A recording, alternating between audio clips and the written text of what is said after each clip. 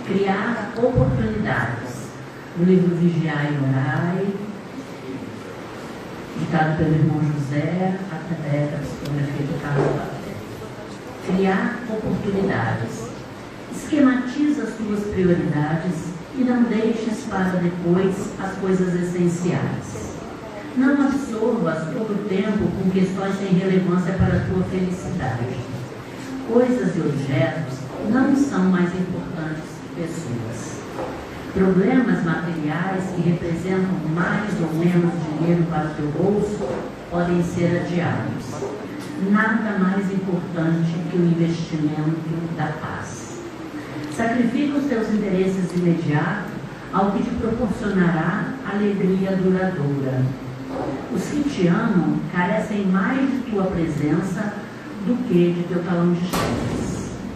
As tuas dádivas amoedadas nunca te substituirão no carinho que deves aos teus. Aprende a criar oportunidades de estar com os que te alimentam o espírito e se constituem no teu ponto de referência moral na vida.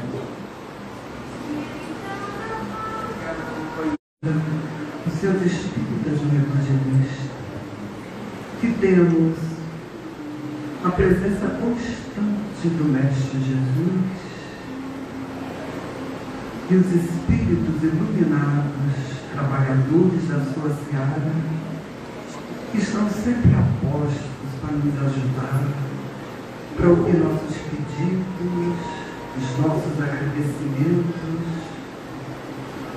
Enfim, Pai misericordioso, como o nosso domingo é festivo, de reunião de famílias, para que possamos alimentar nosso corpo, nós temos também a nossa companheira, Luciana, que veio de Araruama, que com suas palavras veio para alimentar a nossa alma. Então, Mestre Jesus, benfeitores espirituais, que nesse momento possa envolver a nossa companheira, envolver a todos nós, para que possamos, ao sair desta casa luz, estejamos esperançosos, confiantes que tudo vai dar certo.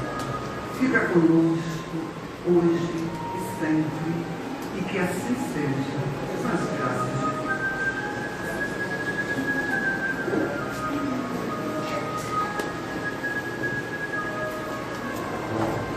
Então, depois de respirar essa luz, essas energias, nós vamos convidar a nossa companheira querida, que veio gentilmente passar os seus ensinamentos para nós. Seja bem-vinda.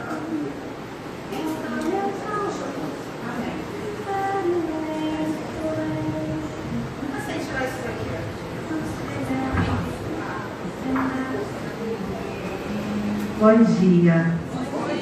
Ela disse que hoje é minha babá. Fátima pediu para ela ser minha babá. Olha como é que eu estou importante. Muito evoluída para ter uma babá dessa, vocês não acham?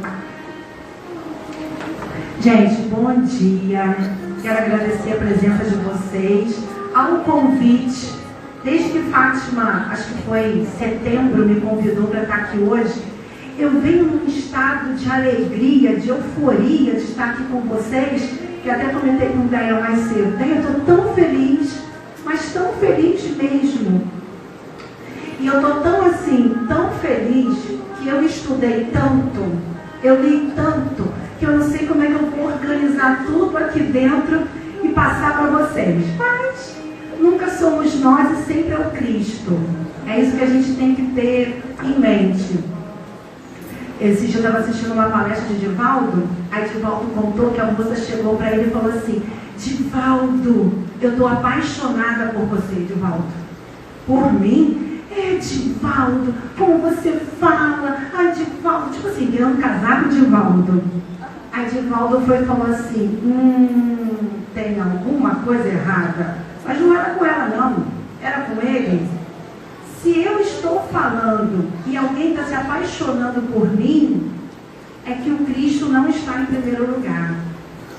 E é isso que a gente tem que saber, que no nosso trabalho do bem, a primeira pessoa que tem que aparecer é o Cristo, e não somos nós. E aí eu vou começar fazendo uma pergunta para vocês. Quem aqui é um trabalhador de Jesus?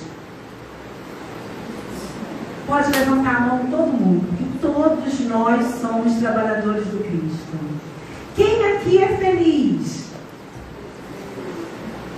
Eu não sei os desencarnados, mas vou dizer uma coisa para você. Quem está sentado aqui encarnado hoje é feliz. Pode estar vivendo... Em pé também, em pé também. Quem está aqui, quem está lá embaixo, na cozinha...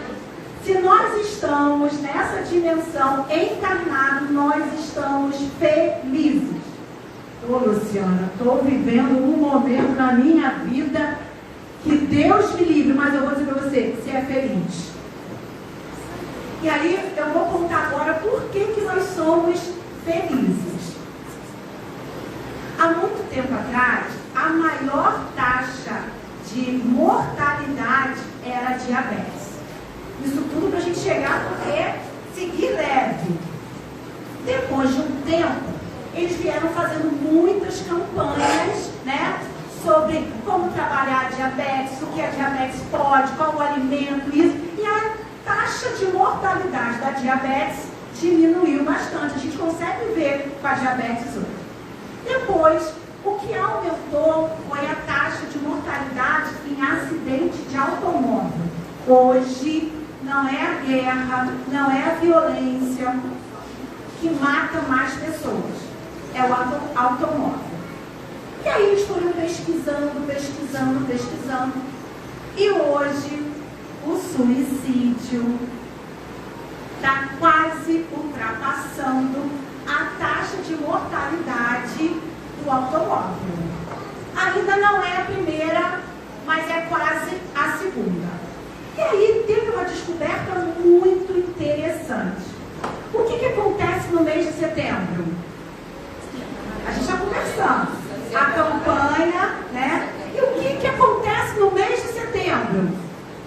Mais suicídios. Se vocês repararem, no mês de setembro é quando a gente tem assim. Hoje a gente está na campanha do suicídio e as pessoas estão lá, nossos irmãos, né? Cada um com seu motivo, tirando a própria vida. Descobriram que quanto mais campanha se faz contra o suicídio, mais se aumenta a taxa de pessoas se suicidando. Então, a gente ouve falar que na Ponte Rio-Niterói alguém se joga? Não, mas a gente já ouviu, mas hoje em dia não mais. Mas isso continua acontecendo.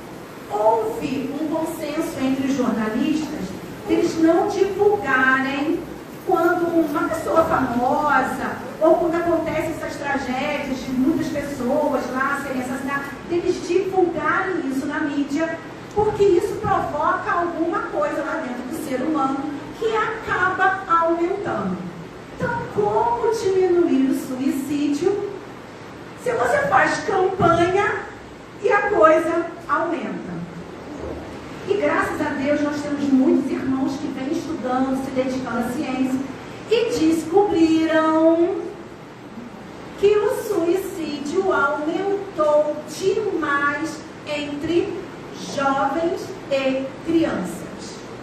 Como que uma criança se diz infeliz ao ponto de tirar a própria vida?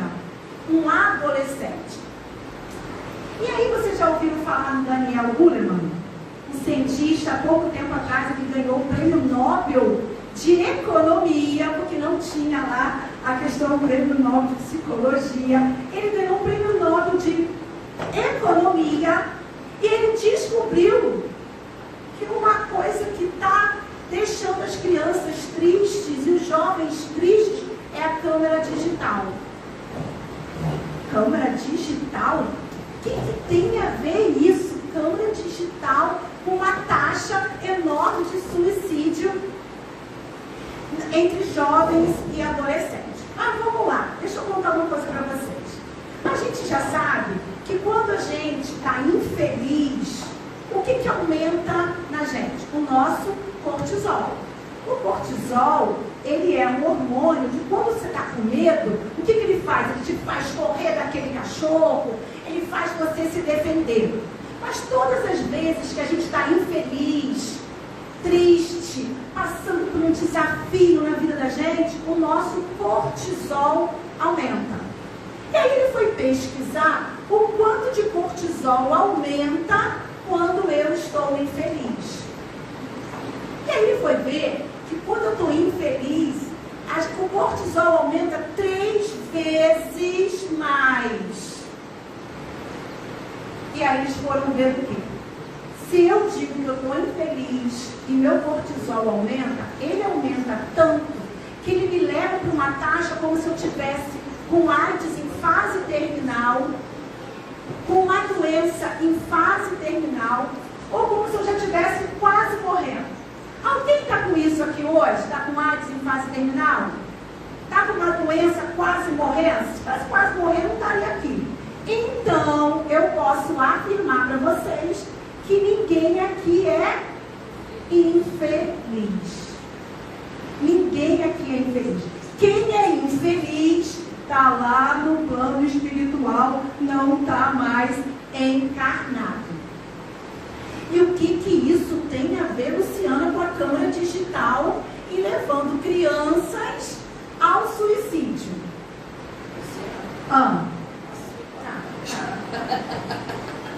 Eu não vou cair hoje. Ele descobriu que o nosso passado, ele leva 3 segundos, 10 segundos. O que eu falei há 10 segundos atrás, o que é? Passado. Nós já esquecemos. Um amigo meu viajou, fez uma viagem internacional maravilhosa, 1 mês. E aí eu ligava para ele, e aí? Uma maravilha, aqui está muito bom, que cara é essa vida que eu quero?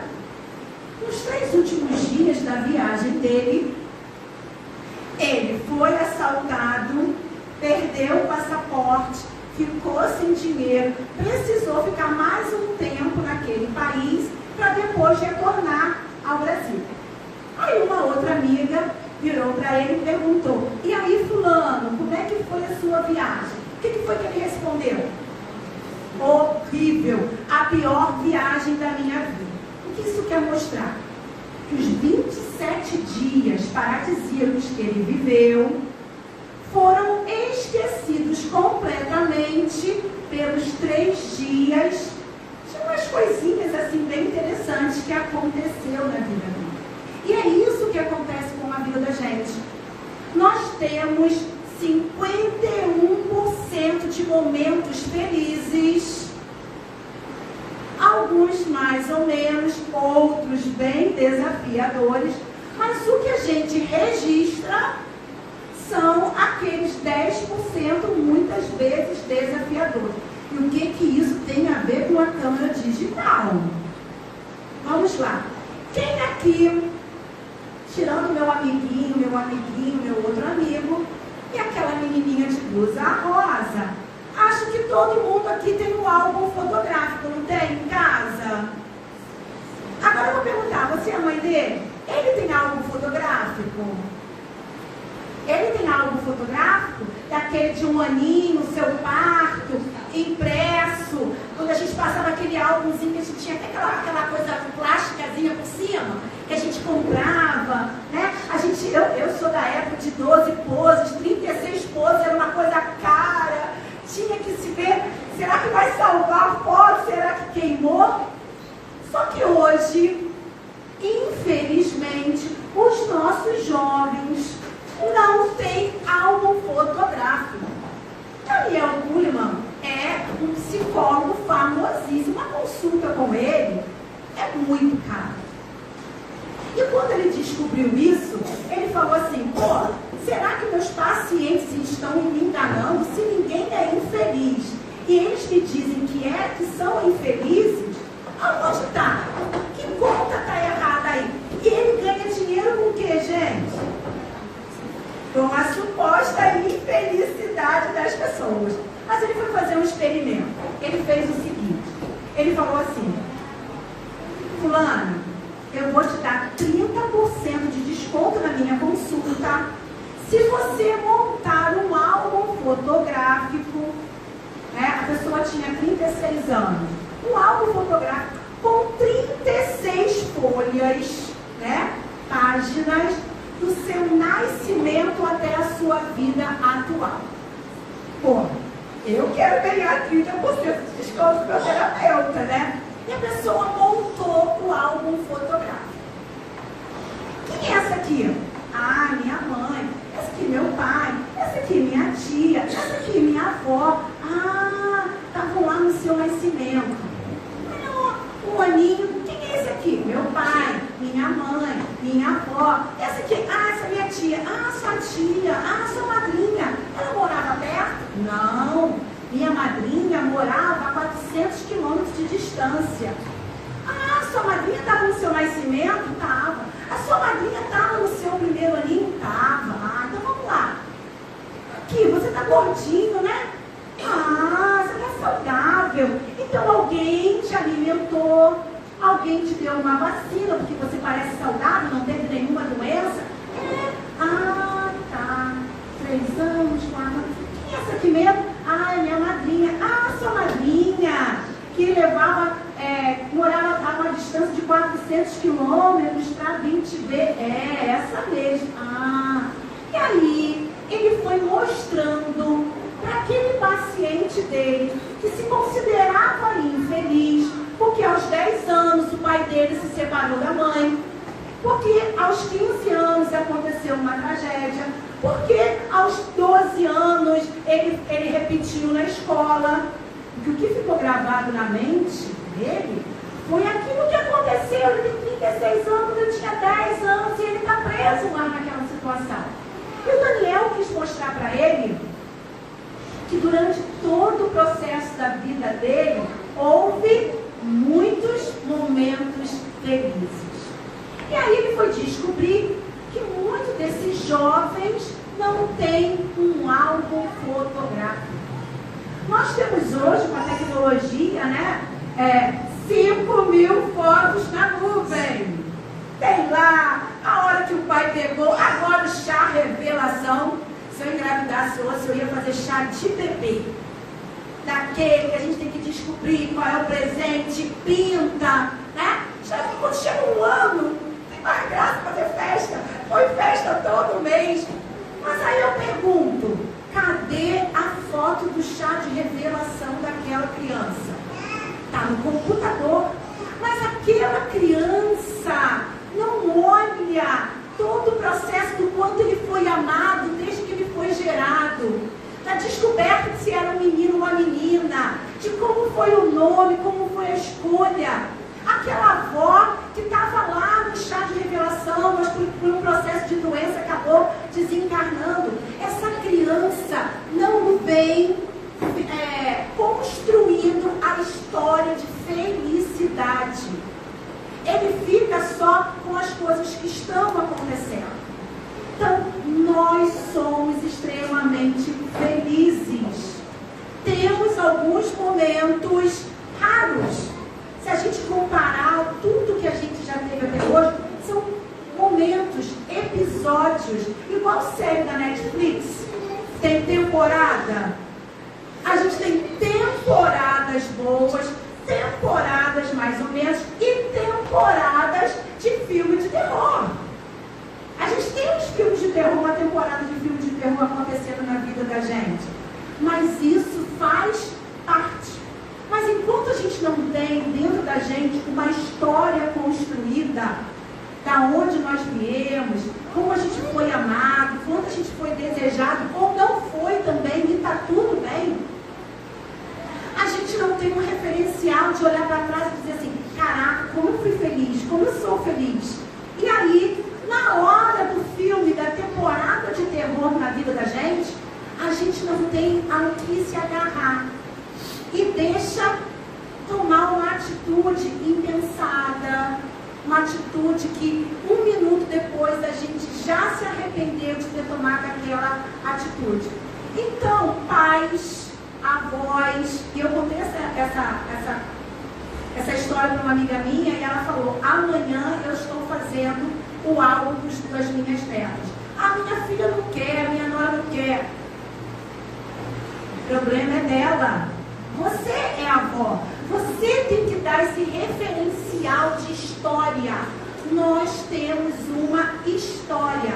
E por que a gente não está seguindo leve? Porque a gente está preso a uma história que nós acreditamos lá atrás, quando nós tínhamos 10 anos, de que aquela história não era boa, a gente ficou preso naquela página e a gente não seguiu em frente. E aí a gente resume toda a nossa vida na separação dos nossos pais, ou quando o nosso pai faleceu, ou quando a nossa mãe foi embora, ou quando aquela avó amada, querida, desencarnou, ou quando aquele processo de doença chegou até a gente, né? Num processo reencarnatório que a gente combinou com a espiritualidade, em determinado momento da nossa vida, a gente iria resgatar, e quando vem, a gente se desespera, não sabe lidar com aquela situação e toma alguma atitude drástica. Eu estava falando isso, gente, minha memória é a idade, tá? A idade de vez em quando faz isso. Mas a idade faz isso, mas a água ajuda.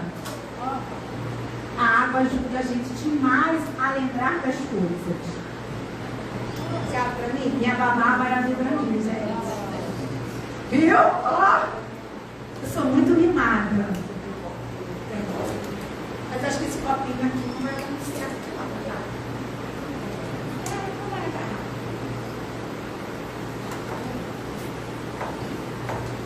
Vou botar aqui. E aí, nessa temporada de terror que a gente vive, alguns momentos da vida da gente, a gente tem que parar, pensar e beber água. Para a gente mudar um hábito, né, a gente sabe que hábito é uma coisa que a gente constrói e ele é tão natural na vida da gente, a gente se diz tão infeliz, a gente reclama tanto, a gente fala tão mal da vida dos outros que aquilo é um hábito que você não percebe mais. Por quê? Mudar um hábito é tão desafiador, porque ele é muito natural. Esses dias eu estava estudando e eu descobri que escovar os dentes logo assim que acorda não é algo bom. Mas o que a minha mente está já treinada? Minha mente está treinada a levantar da cama, arrumar minha cama. Eu não arrumava minha cama, gente. E aí eu descobri que arrumar a cama logo de manhã cedo faz o seu dia ficar diferente. Então eu me comprometi comigo mesmo que durante 6 meses eu ia levantar e arrumar minha cama. O que acontece hoje? Eu levanto da cama, não consigo deixar a cama desarrumada. Mas vou escovar os dentes. Tá fácil escovar os dentes? Lembrar que não é para escovar os dentes? Não, por quê? Porque isso é um hábito. Até eu começar a desconstruir, eu tenho que levantar, vou beber água, vou fazer alguma outra coisa e depois escovar os dentes, está sendo algo muito desafiador. Isso acontece com o hábito. O hábito, ele é tão natural na gente que a gente não percebe. E aí eu vou contar uma coisa para vocês que eu ouvi do Pablo Marçal. Eu não gosto muito dele, não. Ele é um bambambam aí, ele tem uma outra linha religiosa que está tudo bem, mas ele tem algumas coisas interessantes e a gente tem que pegar a parte boa. Em tudo que eu vou falar hoje vai caber para todo mundo. Pega a parte boa e leva. E ele falou o seguinte: para a gente mudar um hábito, né, a gente muitas vezes tem que se comprometer. Então eu combinei com as minhas colegas de trabalho, que contém as pessoas que eu mais passo perto, a dar, claro que eu sou inteligente, eu me conheço, a dar 10 centavos cada vez que eu reclamasse de alguma coisa. Eu não botei um real que eu ia ficar, no final do mês eu ia dar meu pagamento para elas. Mas por quê?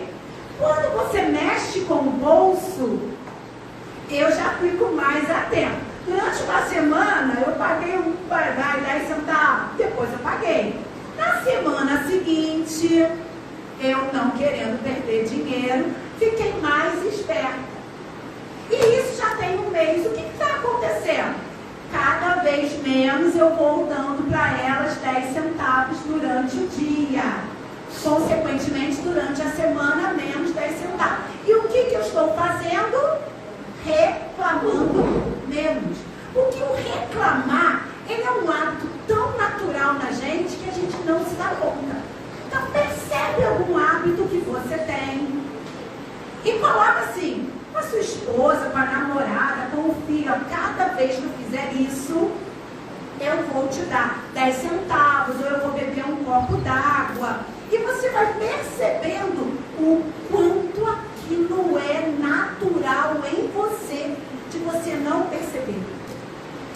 E uma das boas maneiras da gente melhorar tudo na nossa vida e a gente se sentir mais leve é beber água. Tá com um problema? Bebe água. Quanto mais água você bebe, mais você fica com a possibilidade de raciocinar melhor. Uma pessoa extremamente próspera, rica, isso eu li lá no livro, tá? Eles bebem muita água. Uma pessoa que tem uma prosperidade assim enorme, ela adora resolver problemas. E o que acontece com a maioria das pessoas? Não gostam de resolver problemas. A gente gosta de ficar com o problema. A gente gosta de alimentar o problema. E isso pesa. Muitas vezes a nossa gordura corporal não tem nada a ver com comida. É claro que algumas pessoas acabam comendo demais.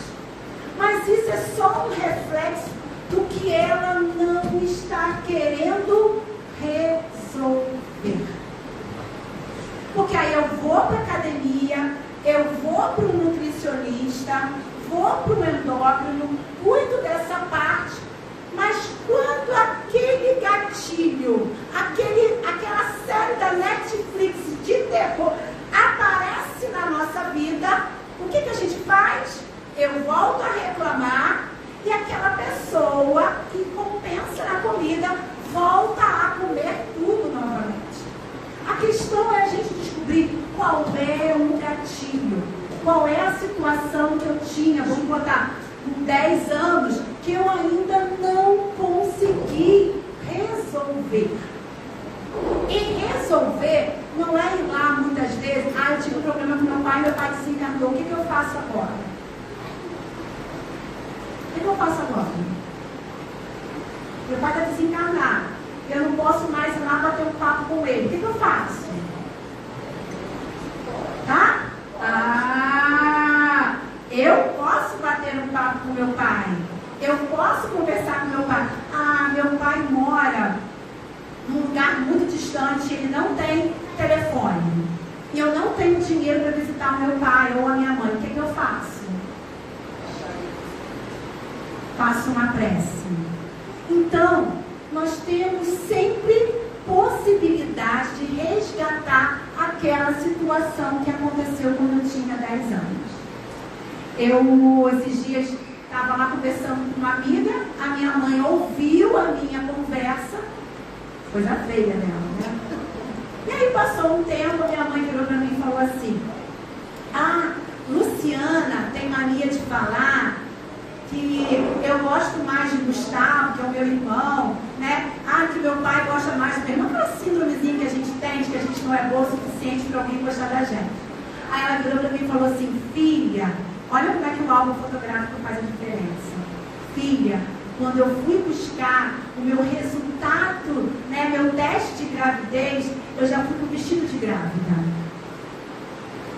Eu desejei muito você, né? Só que às vezes essas memórias ficam esquecidas na vida da gente, né? Em algum momento lá na minha vida, na minha infância, minha mãe fez alguma coisa, meu pai falou alguma coisa, eu registrei aquilo. E a gente esquece tudo que veio antes, o quanto eu fui desejada, o quanto eu fui amada, né? O quanto eles me trataram com carinho, com respeito, com amor. Mas a gente adora guardar os problemas. A gente tem uma coisa de, acho que de outras vidas, né? Durante muitas outras encarnações, o Deus que a gente conheceu na doutrina espírita não era o nosso Deus, era?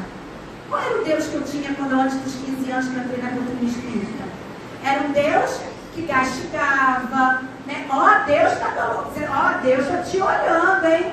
Mas não é um olhar com cuidado, não é um olhar amoroso, é um olhar que, olha, ele está vendo o que você está fazendo. Você está beliscando o coleguinha, ele está vendo, né? Olha, você tropeçou. Eu não tropecei porque eu não olhei, eu tropecei porque Deus agora está te condenando, porque você beliscou o seu coleguinha e agora você está caindo. Nós viemos desse processo.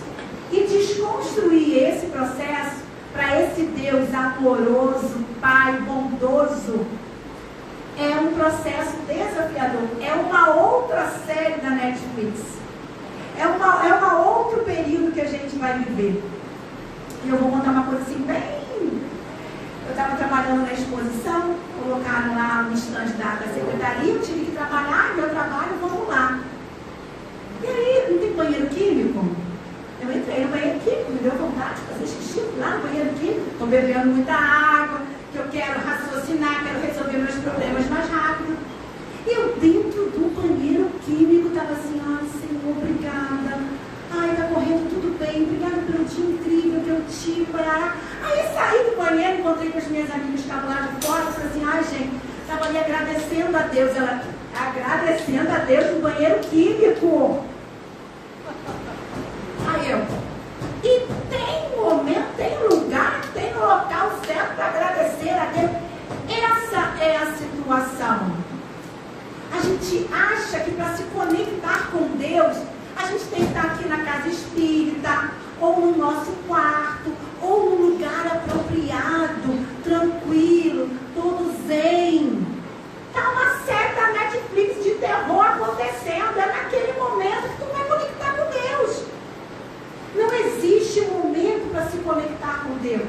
Existe o quanto você está conectado com Deus. Vocês têm intimidade com Deus? Não, gente?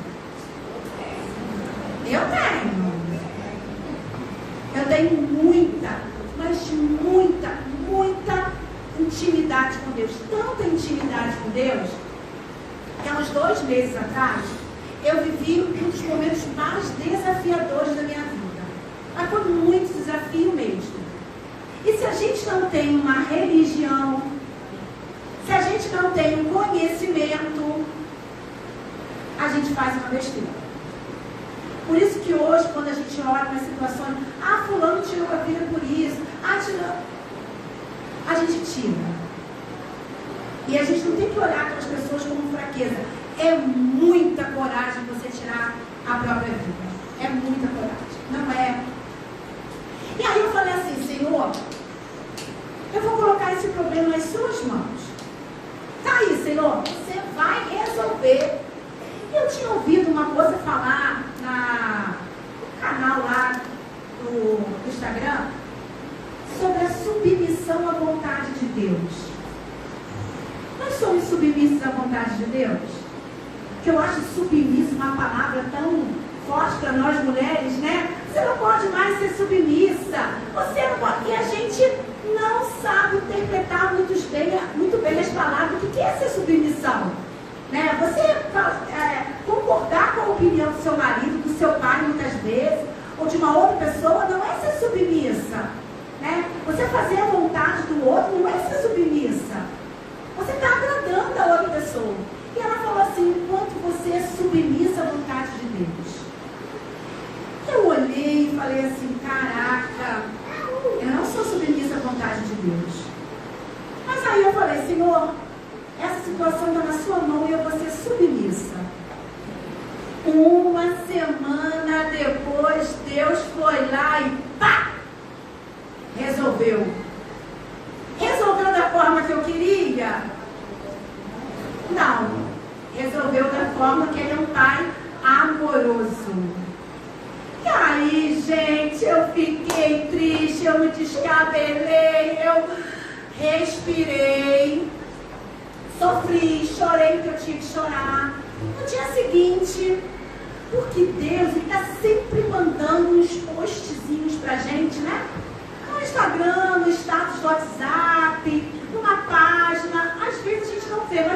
quando, uma colega que eu não havia muito tempo, me mandou lá uma mensagem no WhatsApp, mandou para mim. Ela não mandou nem no status dela. Quando eu li, eu falei assim, ok, já entendi. Para eu seguir mais leve, eu preciso entender que a vontade de Deus, ela é o quê? Soberana. Eu posso espernear, eu posso fazer o que quiser, a vontade dele vai ser a vontade dele. E o que foi que eu combinei com Deus? Que eu seria submissa à vontade dele. Se eu sou submissa à vontade de Deus, o que eu tenho que fazer? Aceitar. Se eu aceito, eu tenho que continuar sofrendo. Naquele exato momento, eu parei de sofrer. Eu entendi que eu pedi, Deus fez a vontade dele, e eu tinha que deixar de ser uma menina mimada. Nós não estamos mais felizes, a gente não segue com mais leveza, porque nós somos crianças mimadas. Ele está sentadinho ali, daqui a pouco ele vai querer levantar, a mãezinha vai dizer que não, que ele tem que assistir aquela mulher chata falando, que daqui a pouco vai ter o almoço, e ele vai bater as perninhas, ele vai, por quê? Ele entende o que a mãe está falando? Já começou. Mãezinha, vozinha, pode deixar. Deixa ele. A casa espírita é para criança. Nós, se estivéssemos frequentando uma evangelização bem, talvez nós estivéssemos vivendo as séries de Netflix de terror que de vez em quando aparecem na vida da gente. Deixa ele. Mas por quê? Porque ele não tem discernimento, né, de ficar 1h30 aqui sentado. Ele não está entendendo nada do que eu estou falando. O espírito dele pode ser, mas ele ainda não. E é assim que Deus nos vê. E quando Deus age na vida da gente é aquela criancinha, aquele outrozinho lá, que bate a perna, que faz tal criação, porque não entende que a vontade dele vai ser sempre soberana. A vontade dele vai sempre agir. E aí, Luciana, o que você me diz para a gente seguir mais leve? Para a gente seguir mais leve, primeiro, a gente precisa ter jogo de cintura. Quem aqui tem jogo de cintura? Ninguém? Alguém sabe rebolar bem? Eu não sei. E isso foi algo que esses dias me chamou muita atenção. Eu fui numa vivência e a menina falou, vamos dançar, vamos requebrar. Nada de boquinha na garrafa não, era uma música lá, bem legal. E eu vi o quanto eu sou dura. O quanto eu não sei rebolar. Não vou nem rebolar aqui para não ficar feio. Mas o que isso tem a ver em seguir leve? Quando a gente não tem jogo de cintura, quando a gente tem uma postura muito rígida, a gente não consegue muitas vezes se desviar, ver outras possibilidades. Eu só olho aqui, ó, é a minha babá linda e meu amigo lá na frente. Quando eu tenho um jogo de cintura, eu olho aqui, aí um filme de terror passa por aqui, aí vem a outra série de Netflix passa por aqui.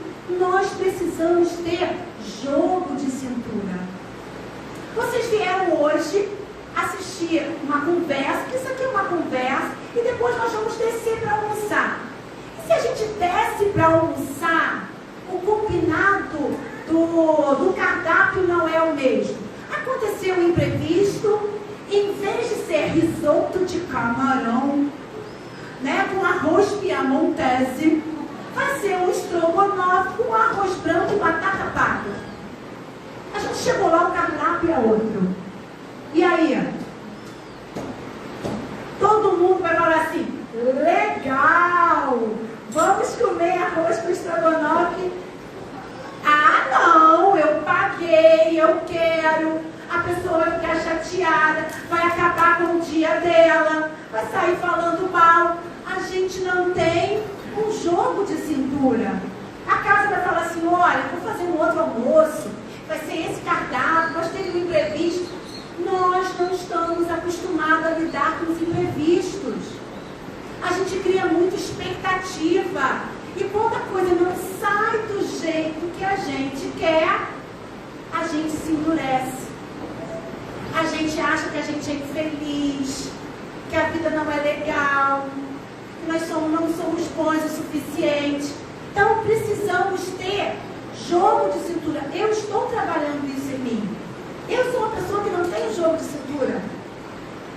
Às vezes eu acredito numa coisa e quando alguém vem e me fala uma outra coisa aqui diferente, sabe? Não, é o que eu acredito. E isso aconteceu com uma amiga minha. Vocês já ouviram falar em Hotmart? Hotmart é uma plataforma aí que você coloca como fazer um arroz em 3 minutos. Eu não sei fazer arroz, vou comprar lá um curso na Hotmart que fala como fazer arroz em 3 minutos. E vende. Uma amiga minha falou, vamos montar um curso assim, assado, porque a gente faz um... Meu filho me chamou a atenção esse dia, não é tráfico não, é tráfego. A gente faz um tráfego pago, que você paga lá no alcance, em tanto tempo você ganha isso, então vamos estar milionário. Eu falei, isso é fantasioso demais na minha cabeça. Eu sou uma funcionária pública, como é que eu vou ficar? E aí, uma semana depois fui eu parar num curso no Rio de Janeiro, aonde tinha lá uma mulher falando disso, a outra do Hotmart, e eu vi que dá para ficar rico. Mas por que eu não acreditei logo que a minha amiga veio me fazendo uns cálculos? Porque às vezes a gente tem muito uma postura. Não, saiu da sua zona de conforto, saiu um pouquinho daquilo que você acreditou uma vida inteira, que para ganhar dinheiro tem que trabalhar muito. Senão a gente não ganha dinheiro. A gente ganha dinheiro hoje até dormindo, gente. É só ter uma ideia. É só ter uma ideia. Só que hoje as ideias, elas vêm e muitas vezes a gente fala assim, não, isso não, Por quê? Porque a gente vem, nós assim, os de 50 para cima, os 40 e pouco, 30 e pouco, já vem com uma outra mentalidade, A gente vem com uma mentalidade de que aquilo que os nossos pais nos disseram é a pura verdade, a gente não pode contestar. A gente veio de uma religião durante várias encarnações de dogmas. O que é um dogma? Uma verdade que você não pode perguntar por que é aquilo. Então, ir desconstruindo isso, tendo esse jogo de cintura perante as situações da vida da gente, é algo que a gente está aprendendo. É algo que a gente está aprendendo. Lembra da outra vez que eu falei que vocês não estão sentados? Não sei quem estava aqui no último almoço, eu falei, você não está sentado na cadeira. Eu não sei quem foi pesquisar, Mas nós não estamos sentados na cadeira e eu não estou segurando esse microfone. E é verdade. Mas isso é fácil de entender? Não. Isso não é fácil de entender. O meu corpo ele é feito de moléculas, de átomos. E para ele estar aqui bonitinho, ele vibra. Numa determinada frequência, que ele consegue ser desse jeitinho. Esse papel, acho que esse papel é o quê? Árvore. Então a árvore, ela tem uma determinada frequência, é uma árvore.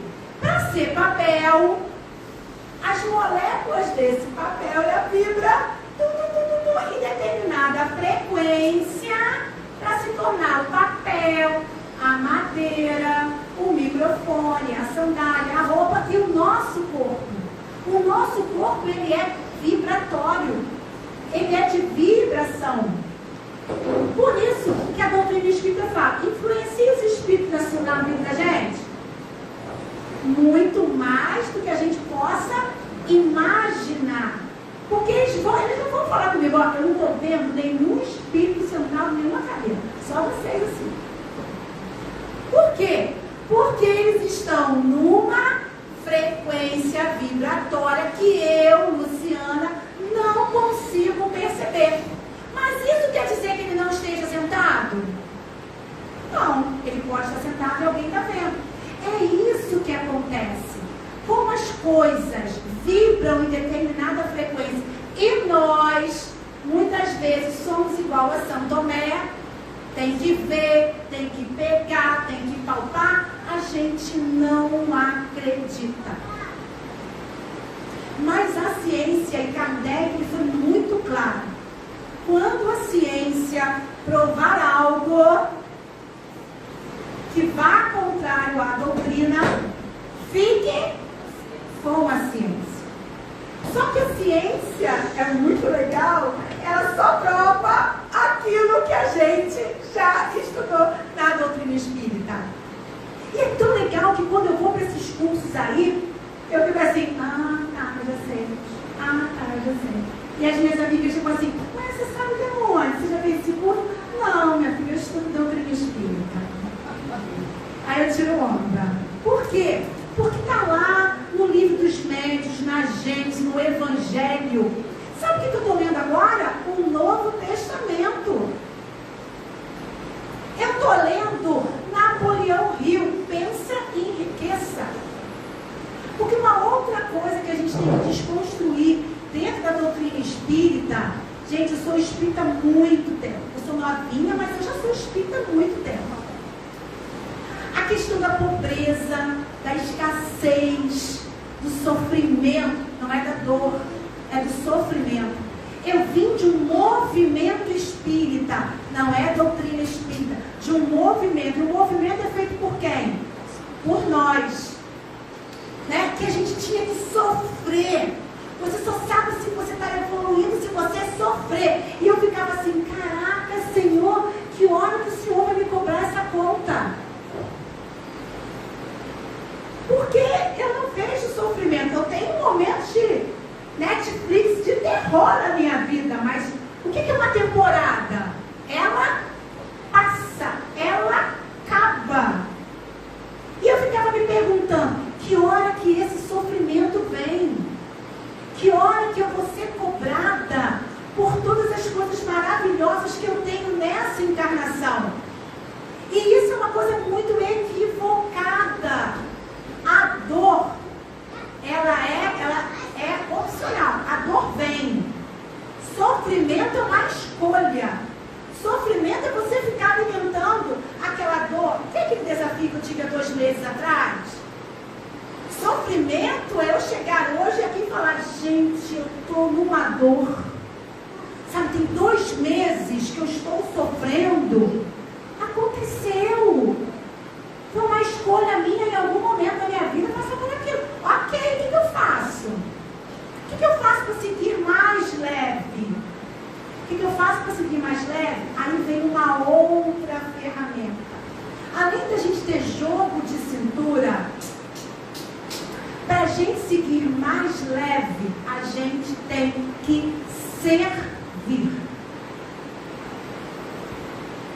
Eu vou beber água. Eu estou lendo Napoleão Hill. Alguém já leu Napoleão Hill? Não? Então leiam. Napoleão Hill. Alguém já ouviu falar do estoicismo? Alguém já leu o estoicismo? Não? Então pode procurar, que é pura doutrina espírita. O estoicismo, ele diz o seguinte, resumindo, que eu só posso mudar aquilo que eu tenho controle. O que está fora de mim, eu não tenho controle, eu não posso mudar, então eu vou sofrer? Não. Vocês já ouviram Napoleão? Eu estou lendo umas coisinhas aí. E o que é o mais legal de tudo? E estou ouvindo Divaldo, Rossandro, né? Outros palestrantes espíritas, estou lendo. E o que é o mais legal de tudo isso? Que todos eles falam na questão do servir. O que Divaldo diz pra gente? Que a gente veio para servir e não para ser servido. Eu não tenho que ter uma babá. Ela está fazendo o papel dela, que é me servir. Eu agradeço. Mas o quanto eu fico parada com esse servir dela, e ou eu faço um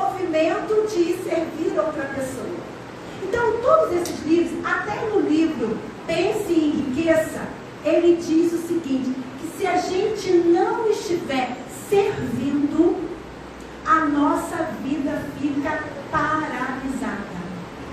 Sabe a série da Netflix de terror? Ela não vai ter só uma temporada, ela vai ter 8 temporadas. Porque a gente não está no movimento de servir. E aí eu vou fazer uma pergunta para vocês. Quem aqui é perfeito? Ai, que bom. Acho que alguns espíritozinhos aí em outros cadeiras levantaram a mão aí. Mas, graças a Deus eu não vi. Quem aqui serve? Quem aqui tem dom? Os restantes não tem dom, não? Todo mundo tem um dom. Só que a pergunta é, o que você está fazendo com esse dom? Ah, mas ele ganhou 10, o outro ganhou 5. Eu ganhei um só. Ah, pelo amor de Deus, né? Eu queria ter ganho 10. Ganhou 10, mais responsabilidade. Então, o nosso dom, o que está acontecendo é que a gente está olhando para umas pessoas assim, num patamar muito alto. Ah, vamos dizer assim, eu estou aqui conversando com vocês. Eu quero falar igual a Divaldo. Eu quero ser a Nete Guimarães. Ah, eu quero ser o Rossandro. Quem mais que fala bem pra caramba? Haroldo Dutra. E aí o que acontece? Eu não tenho a oratória deles, eu não tenho o conhecimento deles. Aí Fátima me liga me chamando.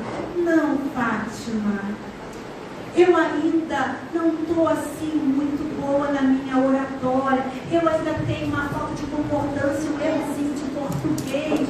Não, eu preciso ainda fazer uma faculdade de língua portuguesa, 3 anos de oratória, melhorar alguma coisa. Aí eu começo a falar na sua casa. É isso que a gente anda fazendo com os nossos dons.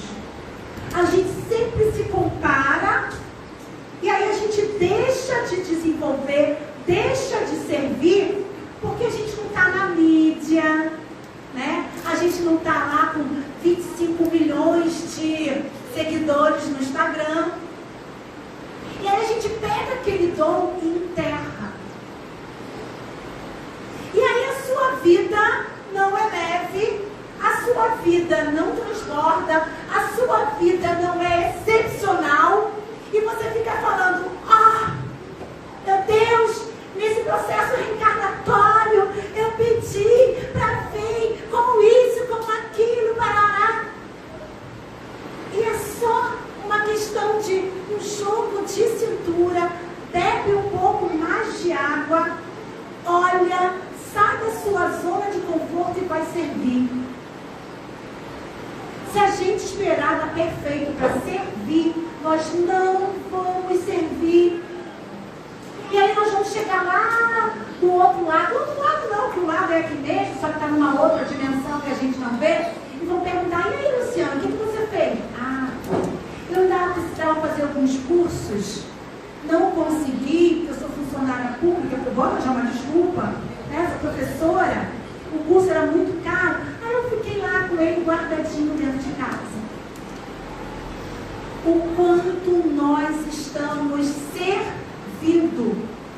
Mas não é servir somente na casa espírita, dando passe, coordenando grupo de estudo. O quanto vocês estão e eu também servindo em casa. O quanto nós estamos servindo dentro do nosso lar. Porque lá que começa. Lá que começa tudo. É dentro de casa.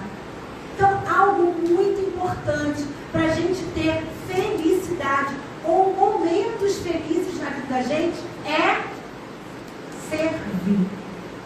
E muitas vezes a gente quer ser servido. Eu ontem passei com a minha mãe no centro de Araruama, aí tinha um pessoal bem pertinho da rodoviária, uns homens, cantando louvores, né? Não tinha ninguém, não tinha plateia. Hoje de manhã, eu estava vindo para cá, parei no sinal bem na beira da praia, na orla de Araruama, tinha um grupo, eles botaram uma tenda e eles estavam lá na plaquinha, Jesus é o caminho. E eles falando, e eu parada no sinal, e o rapaz falando, olha, isso aqui não tem nada a ver com religião, né? Isso aqui tem a ver com Jesus, é o nosso Salvador. O quanto nós estamos dispostos a servir Jesus dessa maneira?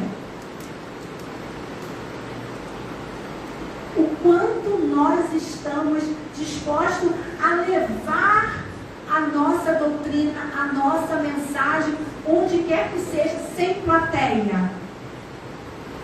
Porque eu vim hoje falar para 2, 3 pessoas. Se tivesse 2, 3, eu estaria falando a mesma coisa. Talvez muitos de nós teríamos vergonha, né? De botar uma barraquinha e ali divulgar aquilo que a gente acredita. Isso é servir. Isso é servir sem vergonha. E Jesus é o caminho? Jesus é o caminho. Só que eu costumo dizer o seguinte, eu digo com algumas amigas assim, a gente quer chegar a Niterói. Eu moro em Araruma e vocês moram aqui, né? Vocês podem ir para o Jaconé, não pode? Ou vocês podem sair aqui, pegar a BR, vai entrar por lá porque está certo. Se a serra estivesse boa, a gente podia ir para a serra. Eu posso ir, sair em São Vicente, pegar a BR, ou eu posso pela Via Lagos pagar um pedágio caro. Mas aonde nós vamos chegar? Em Niterói. E é isso que cada religião faz. Cada religião leva a Deus de uma forma diferente. Eu não sei se todo mundo aqui é espírita. Pode ser que tenha algum convidado, que seja protestante, que seja católico, que seja umbandista, budista, islâmico, seja lá o que for. A pior coisa que tem é a gente estar sentado aí e alguém aqui na frente está falando mal daquilo que a gente acredita. Eu já fui porque eu vou a qualquer lugar que me convidem. E quando as pessoas estão aqui em cima e elas falam mal da minha religião, aquilo é uma dor tão grande. Eu não condeno, porque ele tem lá o conhecimento dele, a visão dele. Mas a gente não precisa enaltecer aquilo que a gente acredita, falando mal da religião do nosso colega, falando mal da religião da nossa esposa, que muitas vezes não é da nossa, do nosso irmão, da nossa mãe, né? Da nossa companheira de trabalho. A minha cunhada, ela é protestante. Por que eu não falo evangélica? Vocês são evangélicos? Eu sou evangélica. Eu sou crente. Eu sou cristã. Eu sou espírita. Eu sou espiritualista. Sou cara. Sou coisa pra caraca, hein? Sou pouca coisa, não. Quem é evangélico? Aquele que segue o evangelho. Quem é cristão? Aquele que acredita em Cristo. Quem é crente? É aquele que crê. Então, nós somos tudo isso. Então, a minha cunhada é protestante. Ela está há 26 anos com meu irmão. Meu irmão, ele veio da doutrina espírita, frequentou a evangelização, mas eu e meu irmão tinham o seguinte lema: quanto mais conhecimento, mais responsabilidade. E ele não queria ter responsabilidade. Chegou um dia e falou: mãe, não quero ser nada. Tudo bem. A minha cunhada protestante. E a minha cunhada, vamos lá, Gustavo, fazer encontro de casal. Meu irmão, um homem sábio, inteligente, ia com a esposa dele no encontro de casal. Gustavo, vamos na igreja, porque hoje meu irmão inteligente ia na igreja com a esposa dele. Mas se alguém perguntasse a religião dele, ele ainda se considerava espírita. Há coisa de uns 6, 7 meses atrás, meu irmão foi batizado na igreja evangélica. Parabéns para quem? Primeiro para minha cunhada, que não forçou, mas que mostrou dentro de casa para o meu irmão. A mulher mulher com quem ele casou e a mulher que ela era agora. O quanto ela se transformou. É assim que a gente traz aquela pessoa para a nossa religião. Não é forçando, é mostrando o quanto aquilo transformou a nossa vida. O quanto eu era uma Luciana aos 14 anos, o quanto eu sou uma Luciana aos 50. O quanto a doutrina espírita veio me transformando, veio mostrando o quanto é bom ser espírita. Cara, deve ter alguma coisa legal lá naquela religião, deve ter falado meu irmão. Porque ele viu o processo de mudança na esposa. E ele deixou de ser meu irmão? Ele deixou de ser meu melhor amigo? Não. Ele só segue um vocabulário e eu sigo outro vocabulário. Mas no final, aonde a gente quer chegar, é o mesmo lugar. E muitas vezes o que nos prende, o que nos torna pesado, é essa questão da gente não respeitar a verdade do outro. Primeiro, nós sabemos qual é a nossa verdade? Vocês sabem qual é a verdade de vocês?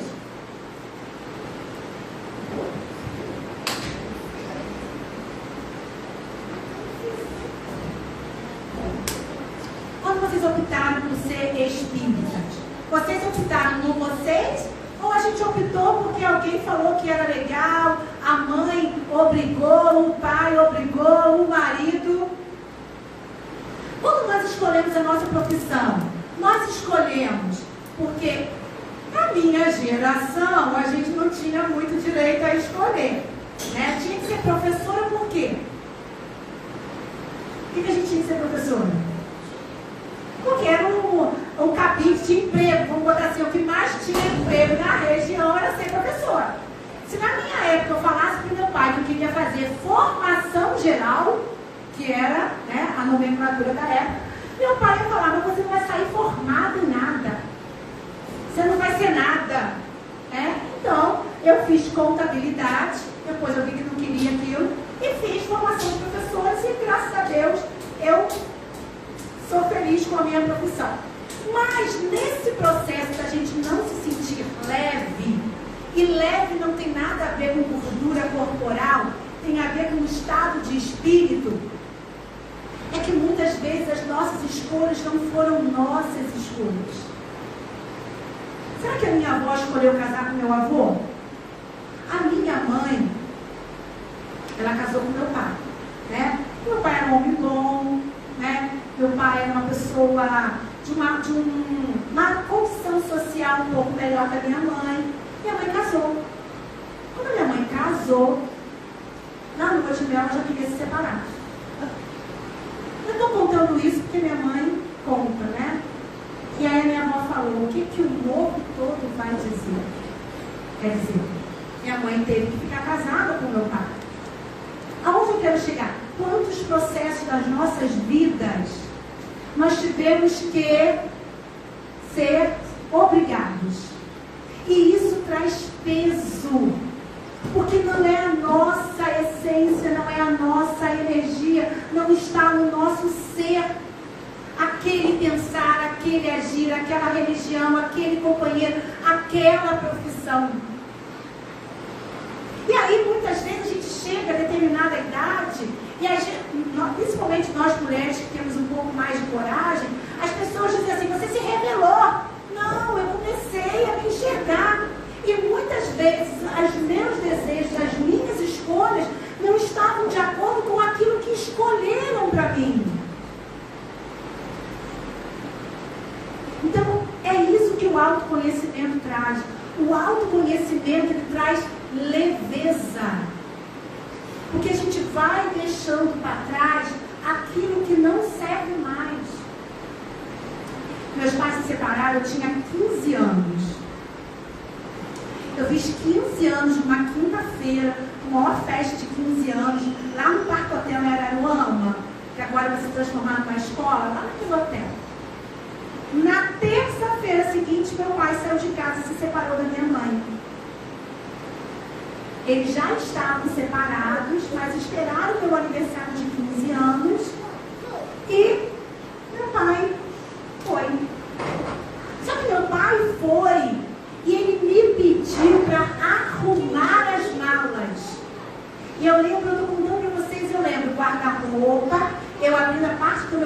guarda-roupa e arrumando a bolsa dele para ele ir embora. E eu falei, pai, mas você pode ficar. E meus pais já estavam separados, mas eles sempre conviveram muito bem, né? Não percebi. Aonde eu quero chegar com essa história? O autoconhecimento, que a gente não precisa fazer nenhuma regressão. O Sandro disse esses dias que tem um lugar lá em São Paulo que eles fazem regressão. E eles já fizeram regressão em mais de 80 mil pessoas. Essas 80 mil pessoas não tinha nenhum rei, rainha, nem ninguém famoso, nenhum Dom Pedro, nem isso, nem aquilo. Éramos todas pessoas comuns. Então a gente não precisa fazer regressões para a gente saber o que a gente precisa evoluir. Mas eu não precisei fazer uma regressão. Algo que me aconteceu com 15 anos, que me marcou, que ficou um movimento aqui dentro, eu carreguei para a minha vida. E é isso que o autoconhecimento faz. Ele faz você voltar em algum processo da sua vida que te mostra o que você está refletindo lá na frente. Mas o que é aquele movimento de arrumar a mala do meu pai ir embora, causou dentro de mim?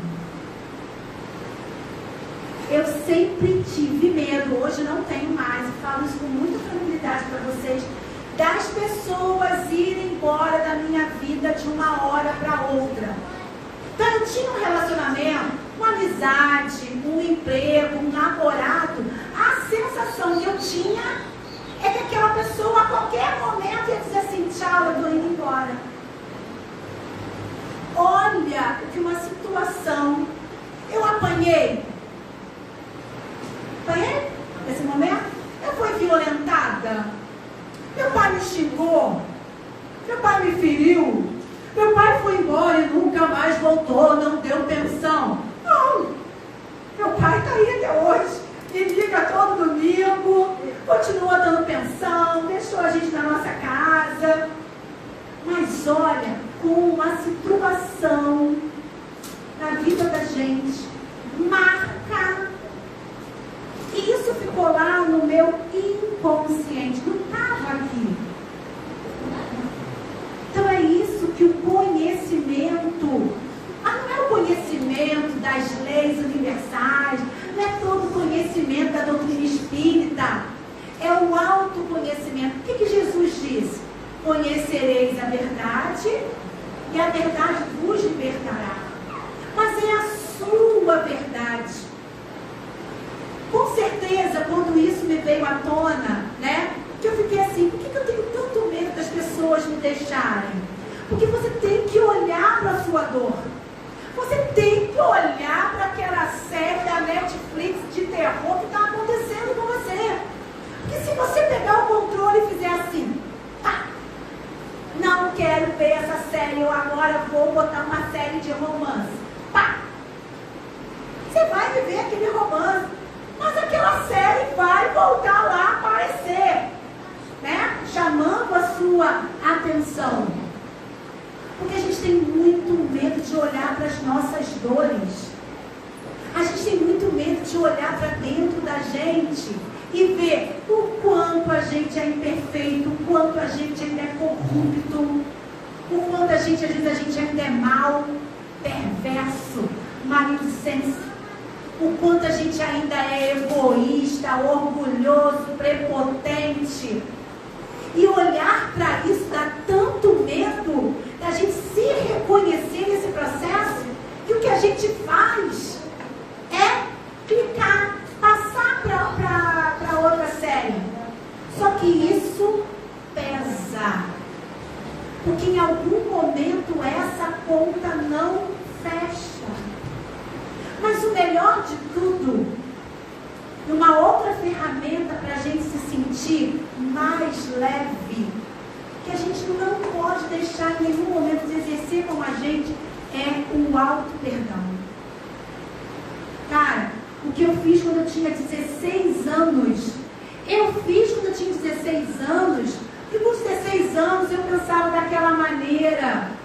eu tinha aquele conhecimento, era aquele momento de vida.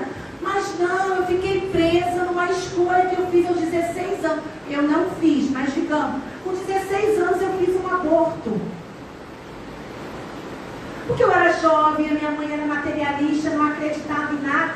Aos 18, eu descobri a doutrina espírita. Eu sou uma assassina.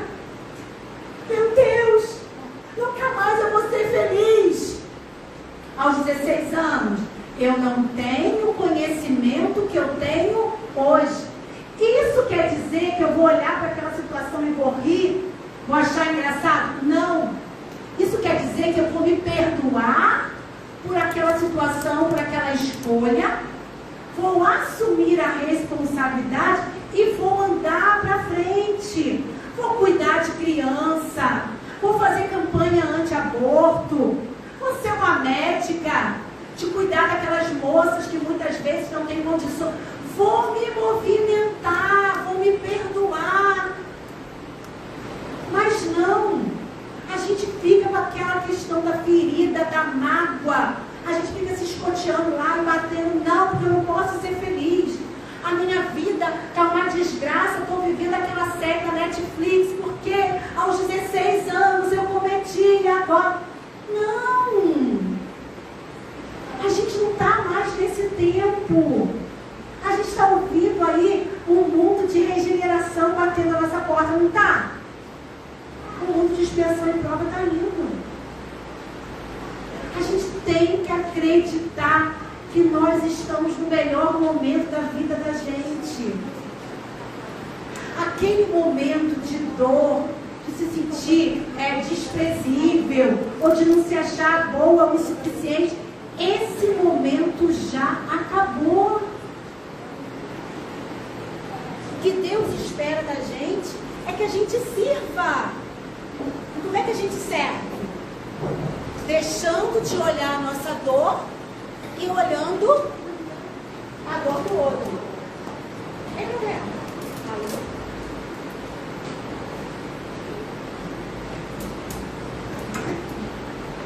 Acabou a pilha. E tá tudo bem. Até a pilha acaba. E a nossa pilha? Vai acabar? Nossa pilha acaba? Acaba um dia? Acaba um dia e começa no outro. Gostei da possibilidade dela, mas estava pensando em outra coisa. Se eu sou um espírito imortal, a minha pilha nunca acaba. Eu só mudo de um lugar para o outro. Então, nós estamos vivendo a nova era. Dizem, vocês podem não acreditar, que nós já estamos, a elite, nós já estamos na quinta dimensão. E o que é essa quinta dimensão? É a dimensão do amor, do servir, do deixar as nossas mazelas para trás e olhar para frente. É a era da gente não mais ficar parado, da era da gente dizer o quanto nós estamos no mundo de prova e expiação. Essa é a minha expiação, eu tenho que viver e eu não posso fazer nada para lutar por isso, porque quando eu reencarnei, eu prometi, eu prometi, e quando eu estava lá, rapidinho, quando eu estava lá naquele momento desafiador da minha vida, eu sou uma menina muito mimada, sou uma menina, né? Aos olhos do pai eu sou uma menina. E eu falava assim com Deus, eu converso com ele. De vez em quando eu dou umas broncas nele também. Eu falava assim, pai, eu sei que eu estou com um pedacinho da minha unha quebrada. Era só um pedacinho da minha unha quebrada. E eu estava fazendo um escândalo de dor, de sofrimento. Porque muitas vezes, aquele momento que a gente está passando é só um pedacinho da unha quebrada. A nossa unha ainda está inteira. Que quando a gente vai lá e prepara todo o nosso processo reencarnatório, que Elisinho lá preparou, ele preparou. E ele falou assim, eu estou pronto para vir sem um dedo. muito legal com a gente, muito amiga. Vamos vir com uma unha quebrada? E aí a gente vem, nós mulheres, com uma unha quebrada. E a gente fala, não, eu não vou usar um anel, porque eu não quero chamar a atenção da minha unha quebrada. Eu vou usar luva, eu vou botar a mão dentro do bolso, porque a minha unha está quebrada. Essa fase não nos cabe mais. Vamos mostrar a unha quebrada. E eu anotei uma coisa aqui, eu fiz um monte de anotação. E aí, tem uma coisa assim, ó, a vida ela é pedagógica. Um hábito nunca muda sozinho. Isso é legal, mas uma outra coisa que eu anotei aqui, eu quero... Platão disse uma coisa fantástica. Podemos facilmente perdoar uma criança porque ela tem medo do escuro. Elizinho tem medo do escuro. Ele não sabe acender a luz, né? Ele não sabe chamar pela mãe. Ele não sabe muitas vezes que a mãe está ali do lado dele, né? Então, uma criança ter medo do escuro é mais do que natural. Mas Platão disse o seguinte, coloca uma criança que tem medo do escuro, o que é compreensível. Mas ele diz uma coisa, ele diz que a real tragédia da vida é quando nós, os homens, temos medo da própria luz.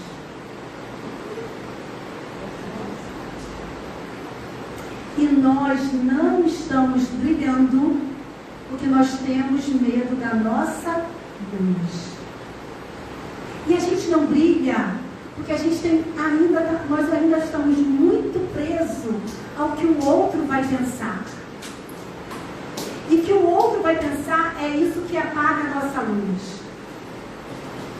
Eu posso hoje, vamos lá, ela está filmando, vamos lá que eu comece a pular, a fazer careta. Vocês vão olhar, vão levantar, vão almoçar, vão embora para casa, e quem é que vai se lembrar que eu fiz careta aqui em cima? Quase ninguém depois. Vai ficar gravado, mas daqui a pouco ninguém vai mais assistir.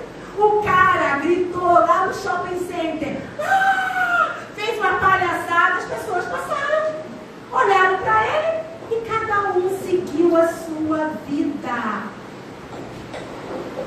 Deixe brilhar a vossa luz. Quer ser leve? Quer ter uma vida de leveza? Coloque luz na sua sombra. A gente alimenta a nossa sombra, não. A gente tem que alimentar a nossa luz. Nós somos imagem e semelhança de Deus. Podemos fazer o que Ele faz e muito mais. A gente só não acredita. A gente não acredita no amor dele por todos nós. E quando lá atrás eu vivi o meu momento desafiador, que foi uma unha quebrada, tá? Mas eu sou mimada, gosto de ser mimada, e aí a gente faz um escândalo na vida da gente com uma unha quebrada.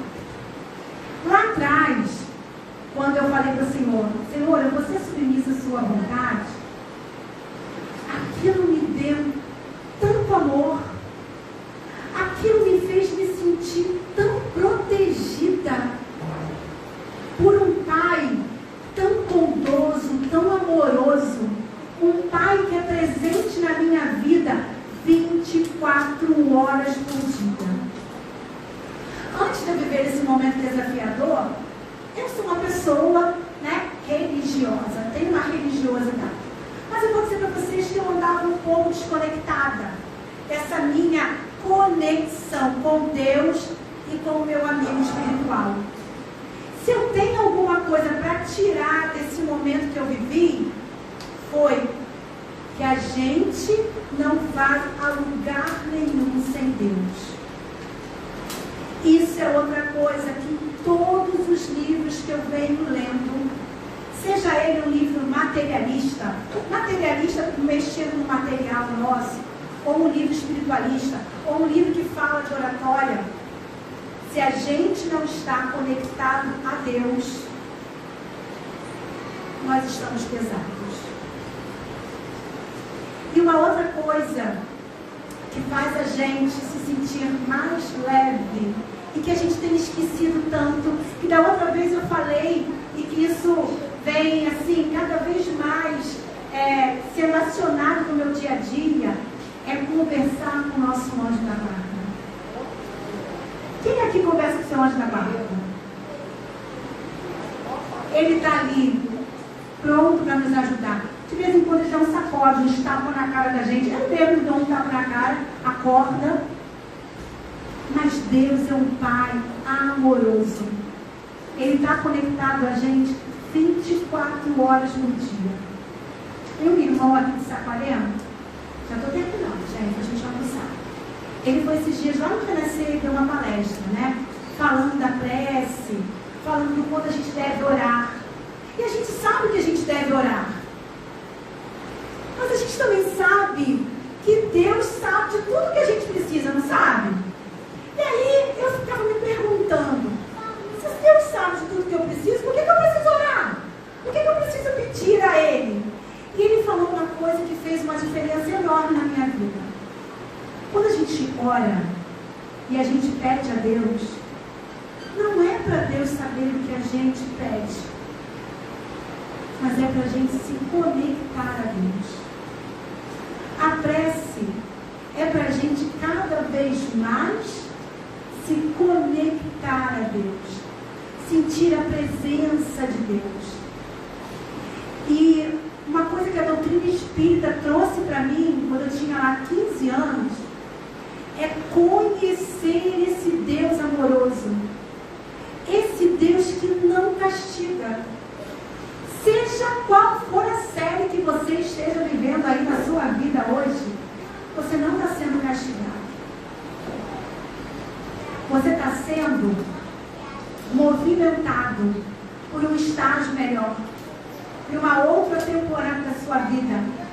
Mas que Deus vem todo dia fazendo gestos sutis com a gente. Manda alguém falar alguma coisa, te dá uma página, faz você... Mas a gente não enxerga, porque muitas vezes falta essa conexão.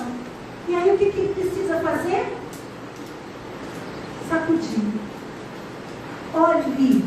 Olhe para essa temporada da Netflix de terror com amorosidade. Amorosidade para você. E faça a seguinte pergunta: Senhor, o que eu ainda não aprendi? Senhor, por que esse momento está se repetindo na minha vida que eu ainda não aprendi o que eu preciso aprender? Senhor, o que eu ainda não enxerguei? Senhor, o que eu ainda não ouvi? Senhor, o quanto eu ainda não estou servindo?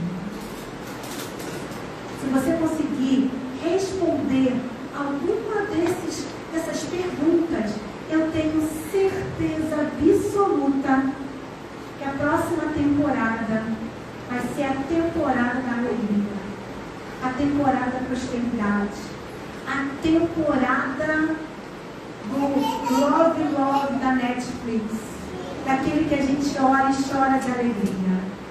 Que o nosso domingo seja um domingo de infinitas possibilidades, que a gente possa se sentir cada vez mais leve, porque quem tem Deus no coração não tem como se sentir pesado. Se você está pesado, pergunte o quanto você está conectado com Ele, porque tudo com Ele é leve, tudo com Ele é amor. Não que a gente não vá passar por momentos difíceis, mas o que antes eu vivia, a temporada do terror, levava às vezes meses, anos, durou 2 dias. É isso que Deus faz na vida da gente. Faz com que a gente passe de temporada mais rápido, com mais leveza. E que a gente possa ter um almoço assim, maravilhoso. Seja a gente quer se sentir mais leve, só não almoçar. É só ir para casa. Mas a gente não vai fazer isso, né? Aquele almoço foi feito com muita leveza, né? Com muito amor. E que a gente possa se ver mais vezes. Vocês possam em Araruama também me ver, tá? Um abraço.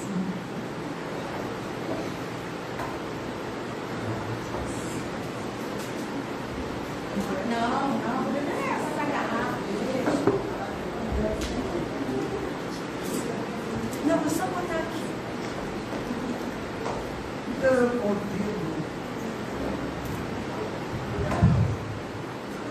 Então eu convido a nossa companheira Luciana, com muita leveza, para ela fazer a prece de encerramento para nós.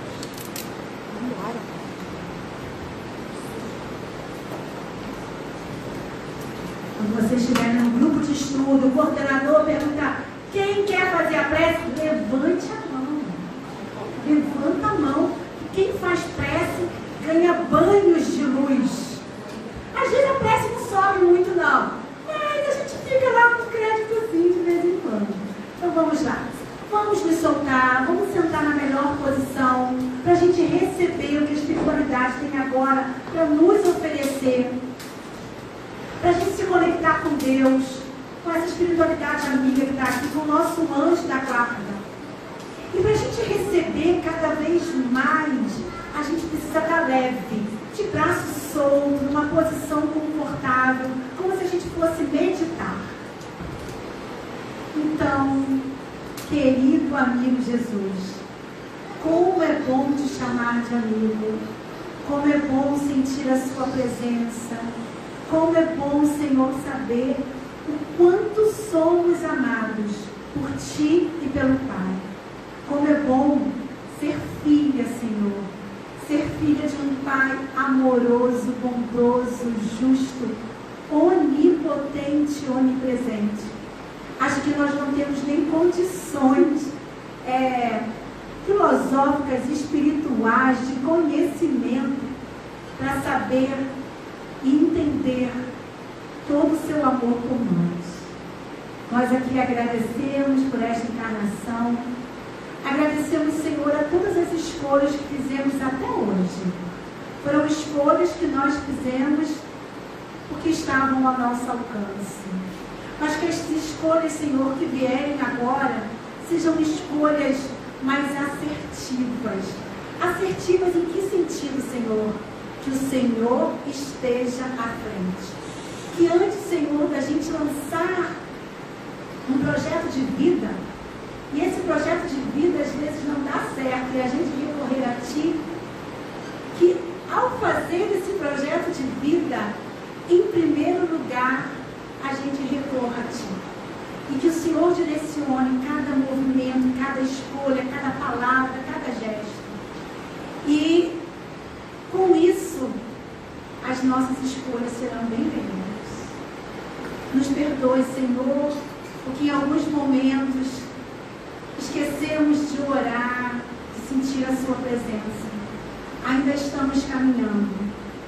E que o Senhor possa, Senhor, abençoar os nossos irmãos que nesse momento sofrem. Os nossos irmãos, Senhor, que nesse momento lutam por ideais que muitas vezes levam o Teu nome, mas que ainda estão no momento equivocado. Que o Senhor abençoe o nosso planeta. Que o Senhor abençoe, Senhor, a cada um nesse momento, em qualquer lugar que esteja levando o Teu nome. Que seja uma pessoa sozinha na rodoviária, falando de Ti, que muitas vezes a gente nem para ouvir. Abençoa. Mas abençoa, Senhor, ainda mais aquelas pessoas que ainda não Te conhecem. Que possamos nós ser instrumentos da Tua palavra, não somente hoje, mas em todos os momentos da nossa vida. Que assim seja.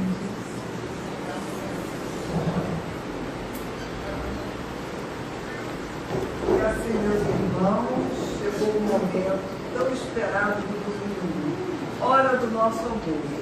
Queremos agradecer a presença de todos, que possamos curtir com muito amor, com muita alegria. Um bom dia para todos.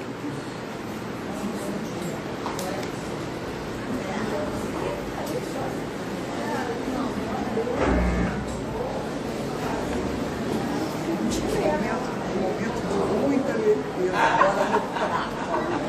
Com certeza. Vamos comer muito. E sem cortar. Claro. Tudo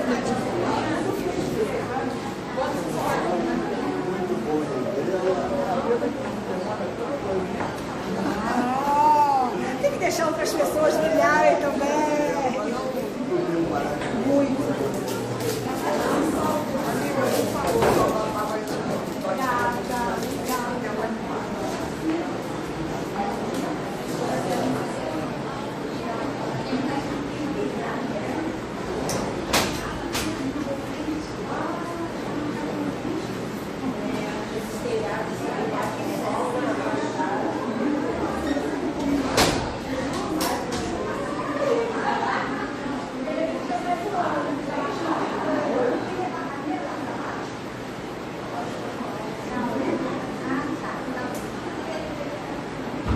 Obrigada.